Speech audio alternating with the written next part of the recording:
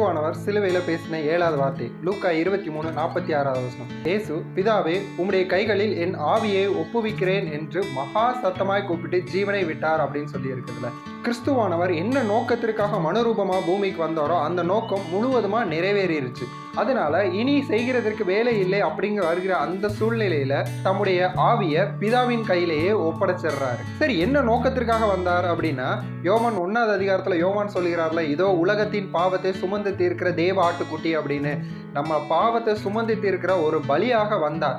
வந்த நோக்கத்தை சிலுவையில முற்றுமாய் நிறைவேற்றி முடித்தார். நம்மை மன்னித்தார், ரட்சித்தார், பாவ சாபத்திலிருந்து விடுதலை கொடுத்தார். நமக்கு வர வேண்டிய ஆக்கினைகள் எல்லாவற்றையும் அவர் சிலுவையில சுமந்து தீர்த்து முடித்தார். இதுக்கு மேல செய்யறதுக்கு எதுவுமே இல்லை அப்படிங்கும் பொழுது பிதாவின் கைகளில் அவருடைய ஆவியை ஒப்படைச்சிட்டார். கிறிஸ்துவின் சிலுவை மரணத்தினால இன்னைக்கு நம்ம விடுவிக்கப்பட்டு இருக்கிறோம். அப்பா பிதாவே என்று கூப்பிடக்கூடிய புத்திர சுவிகாரத்தின் ஆவியையும் நம்ம பெற்று இருக்கிறோம். பிதாவுக்கு கிறிஸ்துவானவர் எப்படி நேசகுமாரனா இருந்தாரோ இன்னைக்கு நம்மளையும் அவர் அப்படிதான் பார்க்கிறாரு. இயேசுவின் ஸ்தானத்துல நம்மளும் இருக்கிறோம். நம்மையும் அவர் நேசிக்கிறார். அவரது நேசகுமாரனா நாம இருக்கிறோம். இதற்கு காரணம் கிறிஸ்து சிலுவையிலே செய்த அந்த பெரிதான கிருபை தான். விசுவாசிங்க. கர்த்தர் நம்மை ஆசீர்வதிப்பாராக. ஆமென்.